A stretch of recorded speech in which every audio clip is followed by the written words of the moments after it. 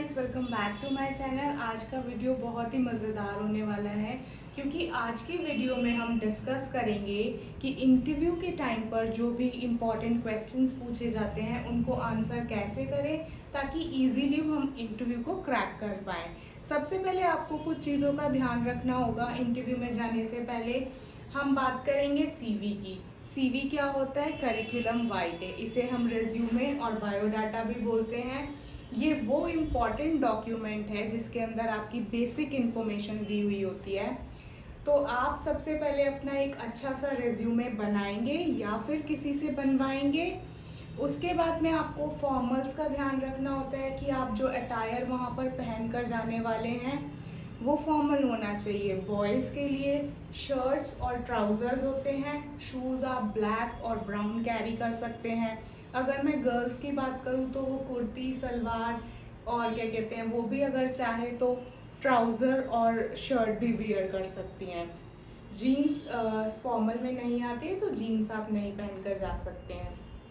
अब हम बात करेंगे कि जब आप इंटरव्यू के लिए जाते हैं तो आप रिसेप्शन पर अपना रिज्यूमे सबमिट करते हैं, फिर आपको थोड़ा देर वेट करने के लिए बोला जाता है। इसके बाद में क्या होता है कि इंटरव्यूअर आपको बुलाता है और उसका फर्स्ट क्वेश्चन आपसे होता है कि वो आपके बारे में जानना चाहता है कि भाई आप मुझे अपने बारे में बताइए। इस चीज़ को पूछने के लिए अलग अलग तरीके होते हैं, जिनमें से एक है tell me something about yourself, second तरीका है walk me through your CV, third तरीका हो सकता है how would you describe yourself. ये सभी क्वेश्चंस एक ही तरफ इशारा करते हैं कि आप अपने बारे में बताएं।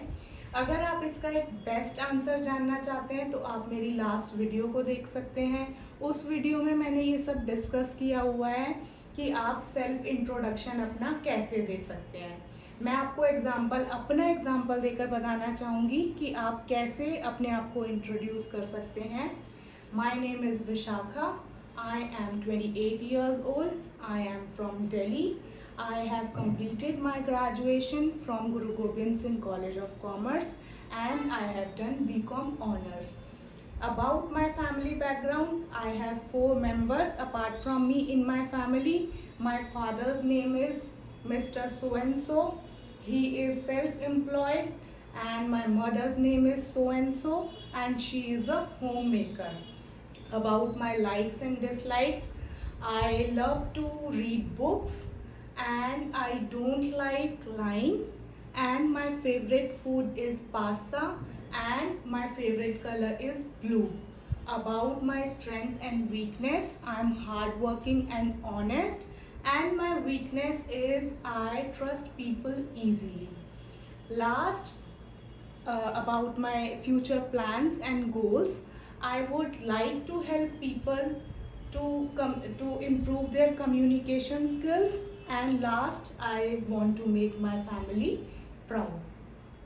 आई होप कि आपको ये पसंद आया। इसी तरीके से आप लोग भी अपना आंसर प्रिपेयर कर सकते हैं जैसे मैंने अभी आपको बताया है। Guys please note that interviewers like to hear stories about candidates and make sure your story has a great beginning. So आप अपने बिगिनिंग जो आप करेंगे इंटरव्यू की उसे आप कॉन्फिडेंटली आंसर करें फर्स्ट क्वेश्चन को। Now we come to the second question which is why do you want to do the job. So आपसे इंटरव्यूअर ये क्वेश्चन क्यों पूछना चाहता है? Basically he wants to know कि आपने कंपनी के बारे में, उस रोल के बारे में कितना सर्च किया है। इस क्वेश्चन को आप अलग अलग तरीक़ों से आंसर कर सकते हैं। 2-3 तरीके मैं आपके साथ डिस्कस करना चाहूँगी। आप बोल सकते हैं I am genuinely interested in this job because it aligns perfectly with my career aspirations and personal interest. या फिर आप बोल सकते हैं कि I strongly believe in company's mission and am eager company's mission and values and I'm eager to contribute to the success of the organization.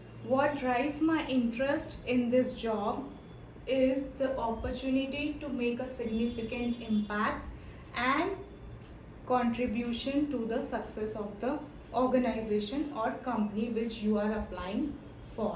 और आप बोल सकते हैं being a part of the dynamic and supportive environment will allow me to acquire new skills and challenges myself and make meaningful contributions. इस तरीके इनमें से आप कोई भी ऑप्शन चूज कर सकते हैं और इस तरीके से आप अपना आंसर बना सकते। 2 क्वेश्चंस के आंसर्स तो हमने अच्छे से प्रिपेयर कर लिए हैं। अब हम थर्ड क्वेश्चन की बात करेंगे, why should I hire you.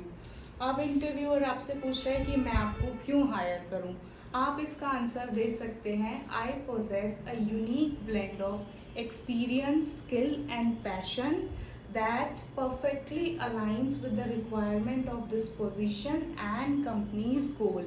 यानी कि मेरे पास एक्सपीरियंस भी है, पैशन भी है, वो सारी रिक्वायरमेंट्स है जो आपने जॉब डिस्क्रिप्शन में दी हुई होती है ना, कि हमें इस जॉब के लिए ये चीज़ें ज़रूरी हैं, वो सब मेरे पास हैं, तो मैं इस जॉब के लिए एक परफेक्ट फिट हूँ।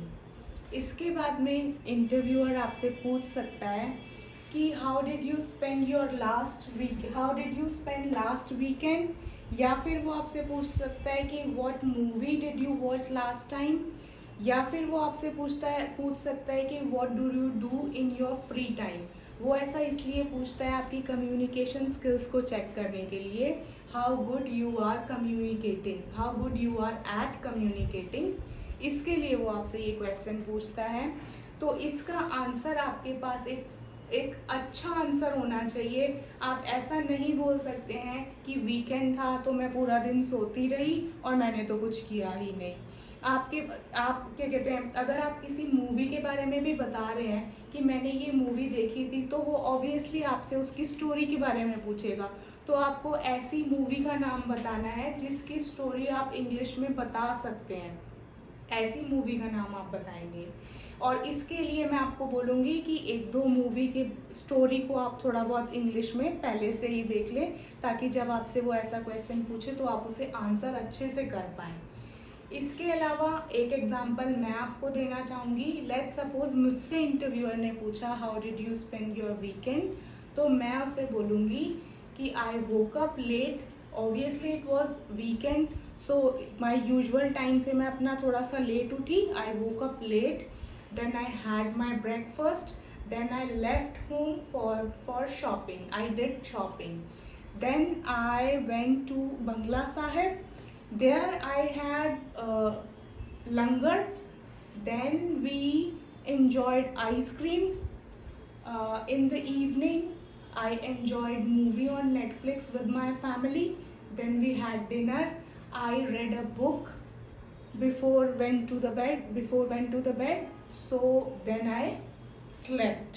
तो इस तरीके से मैं कुछ अपना आंसर फ्रेम करूँगी। इसी तरीके से आप भी अपना आंसर फ्रेम कर सकते हैं। सबसे लास्ट क्वेश्चन, सबसे मोस्ट इम्पॉर्टेंट क्वेश्चन कि how much salary do you expect. इस क्वेश्चन में आपको नेगोशिएट करना पड़ेगा। जितने भी सैलरी उन्होंने ऑफ़र की हुई है उससे आप थोड़ा सा ज़्यादा बोल सकते हैं, उसको भी आपको जस्टिफाई करना होगा।